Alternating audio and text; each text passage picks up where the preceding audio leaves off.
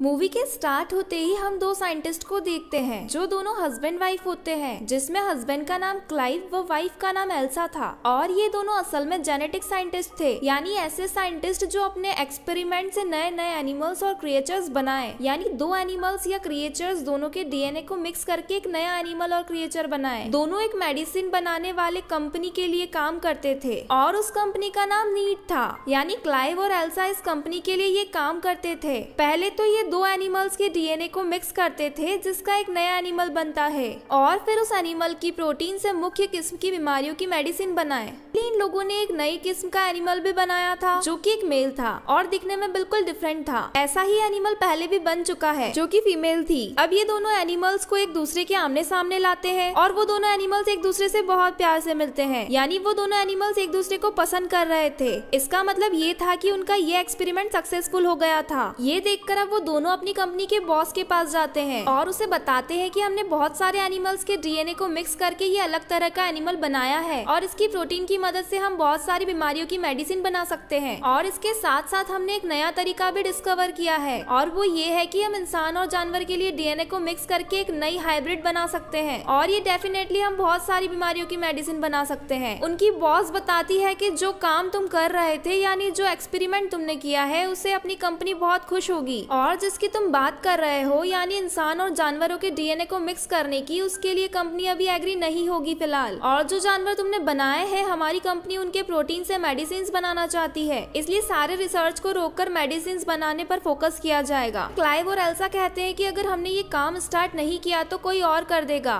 Boss कहती है कि कब कहा कि हम ये काम नहीं करेंगे, हम ये काम जरूर करेंगे, मगर उससे पहले हमें मेडिसिन बनानी होगी और उन मेडिसिन को मार्केट में लाएंगे और उसके बाद तुम्हारे प्रोजेक्ट पर काम किया जाएगा। इसलिए वो उन दोनों लोगों को मना कर देती है। इस बात की वजह से ये दोनों डिसहार्टेंड हो जाते हैं क्योंकि वो दोनों जेनेटिक साइंटिस्ट थे जो किसी कंपनी के लिए जानवरों के प्रोटीन से मेडिसिन बनाने का काम नहीं कर सकते थे। इसलिए वो डिसाइड करते हैं कि वो सीक्रेटली ही अपनी रिसर्च को आगे बढ़ाएंगे। इसलिए ये अपना काम स्टार्ट कर देते हैं, लेकिन इस काम को आगे बढ़ाने के लिए उन्हें इन किसी इंसान का डीएनए चाहिए था। इसलिए एल्सा क्लाइव को किसी का एक डीएनए लाकर देती है। क्लाइव पूछता है कि ये किसका डीएनए है, जिस पर एल्सा कहती है ये किसी अननोन इंसान का है। ये भी इंसान के डीएनए और एनिमल्स के डीएनए जिन्हें इन्होंने बनाया था उन पर एक्सपेरिमेंट्स करते हैं। ये लोग बहुत हार्ड वर्किंग करते हैं लेकिन इन्हें सक्सेस हासिल नहीं होती और इस बात की वजह से वो काफी अपसेट हो जाते हैं। एक दिन एल्सा एक और डीएनए लेकर आती है और बताती है कि ये सबसे बेस्ट डीएनए है और इसलिए हम अपना एक्सपेरिमेंट वाले डीएनए पर करेंगे। और ये फिर ये उस डीएनए और एनिमल्स के डीएनए पर एक्सपेरिमेंट करते हैं और फिर कड़ी मेहनत के बाद उनका एक्सपेरिमेंट सक्सेसफुल होता नजर आ रहा था, यानी एनिमल का डीएनए और इंसान का डीएनए आपस में मिल रहा था और अब इन लोगों के पास एक यूनिक किस्म का डीएनए था जो कि इंसान और जानवरों के डीएनए से मिलकर बना था। क्योंकि ये इल्लीगल था, इसलिए क्लाइव इसे इस रिसर्च को आगे बढ़ाने के लिए नहीं चाहता था, पर लेकिन एल्सा ऐसा नहीं चाहती थी। वो इस रिसर्च को आगे बढ़ाना चाहती थी, इसलिए वो उस डीएनए को लेकर एक मशीन रूम में चली जाती है।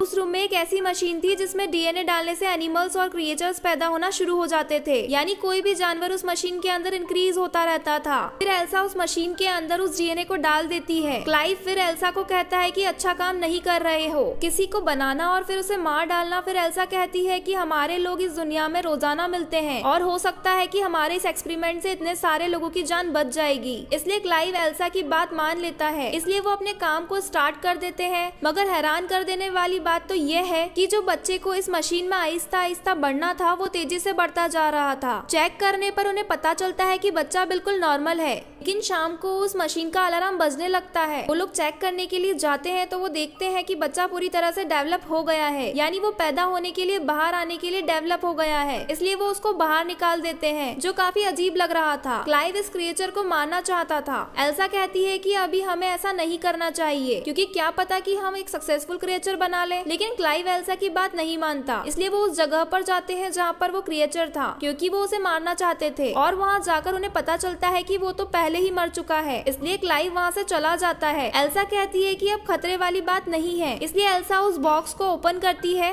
और जब वो चेक करती है तो पता चलता है कि यहाँ पर कोई बच्चा, कोई क्रिएचर नहीं है, बल्कि ये सिर्फ एक स्किन है, यानी स्किन में से कोई क्रिएचर निकला है जो उस वक्त लैब में है। फिर वहाँ पर एक अजीब सा क्रिएचर दिखाया जाता है जिसके 2 पैर थे। क्लाइव उस क्रिएचर को देख लेता है और वो एल्सा को कहता है कि तुम जल्दी से बाहर आ जाओ, मैं पॉइजनस गैस ऑन कर रहा हूँ। लेकिन एल्सा क्लाइव की बात नहीं मानती और वो उस क्रिएचर को कहती है मैं तुम्हें कोई नुकसान नहीं पहुँचाऊंगी, इसलिए तुम मत डरो। और ये सुनने के बाद वो अजीब सा क्रिएचर एल्सा के पास आता है और उससे डरता भी नहीं। लेकिन तभी पीछे से क्लाइव एक रोड लेकर वहाँ पर आ जाता है, जिसे देखकर उस क्रिएचर को गुस्सा आ जाता है। फिर क्लाइव और एल्सा वहाँ से बाहर आ जाते हैं। क्लाइव एल्सा को कहता है कि मैं पॉइजनस गैस ऑन कर रहा हूँ क्योंकि मैं इस क्रिएचर को जिंदा नहीं रख सकता, मैं इसे मारना चाहता हूँ। इस पर एल्सा कहती है कि नहीं, हम सिर्फ इसे बेहोश कर देंगे क्योंकि मैं देखना चाहती हूँ कि हमने क्या बनाया है इसे। इसलिए वो बेहोश करते हैं और उसे वे एग्जामिन करने लगते हैं और उन्हें पता चलता है कि ये क्रिएचर एक फीमेल है जो कि असल में वो फास्टली ग्रो कर रही है और एक टाइम ऐसा आएगा कि ये डेवलप होने के बाद मर जाएगी, यानी इसका लाइफ स्पैन बहुत छोटा है। फिर आहिस्ता आहिस्ता ये क्रिएचर बड़ा होता जा रहा था और डेवलप होता जा रहा था। उसके हाथ पैर निकलने लगते हैं, उसका माइंड भी डेवलप होता जा रहा था और एल्सा उससे इमोशनली कनेक्ट होती जा रही थी और वो उसे अपना खाना खिलाती थी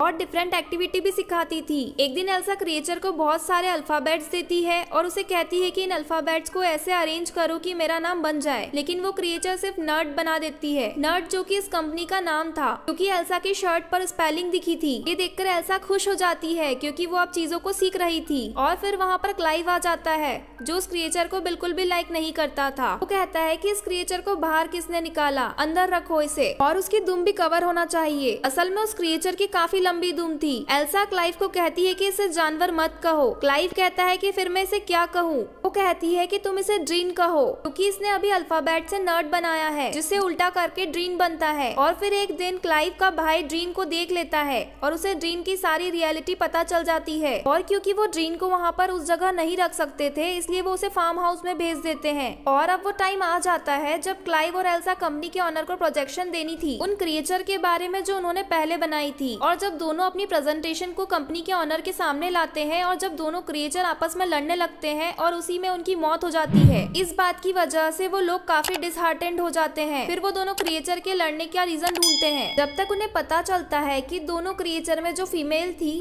वो अपने आप कन्वर्टेड हो गई थी, यानी उसने अपना जेंडर चेंज कर लिया था और वो फीमेल बन गई थी क्योंकि उस क्रिएचर में एक ऐसी एनिमल का डीएनए था जिसको कन्वर्ट करके अपना जेंडर चेंज कर सकते थे। और एल्सा और क्लाइव को ये बात इसलिए पता नहीं चल पाई क्योंकि वो अपने दूसरे एक्सपेरिमेंट ड्रेन के साथ बहुत बिजी थे और यहाँ पर वो टाइम ही नहीं दे पाए। ड्रेन जो कि अब काफी बड़ी हो चुकी थी और एल्सा उसे बच्चे की तरह ट्रीट कर रही थी और उसे सब कुछ सिखाती है और प्यार करती है। लेकिन एक दिन ड्रेन भागकर जंगल में चली जाती है और जब क्लाइव और एल्सा उसे चेक करने के लिए जाते हैं तो वो देखते हैं कि ड्रेन ने एक रैबिट को मार दिया है और उसे खा रही है। इसके बाद वो दोनों उसे घर ले आते हैं। एल्सा जब ड्रेन को खाना देती है तो वो खाना नहीं खाती बल्कि कहती है कि मैं इस बोर जगह की वजह से बहुत ज्यादा बोर हो गई हूँ। ये बात वो अपनी जुबान से नहीं बताती बल्कि वो अल्फाबेट्स की मदद से डिडियस लिख देती है, यानी मैं यहाँ पर बहुत ज्यादा बोर हो रही हूँ। फिर वो छत को फाड़ कर ऊपर चल जाती है। तब उसके पीछे पीछे क्लाइव और एल्सा भी जाते हैं। वो देखते हैं कि ड्रेन को तो विंग्स निकल आए हैं और वो अभी बस उड़ने ही वाली होती है। जो क्लाइव उसे कहती है कि हम तुमसे प्यार करते हैं, हमें तुम्हारी जरूरत है, हम तुम्हें अपने पास रखेंगे। ये सुनकर ड्रेन के विंग्स वापस उसकी बॉडी में चल जाते हैं। ड्रेन का दिमाग अब काफी तेज हो गया था, वो चीजों को अब अंडरस्टैंड करने लगी थी, अच्छी बुरी को समझने लगी थी। एक दिन ड्रेन को बिल्ली मिलती है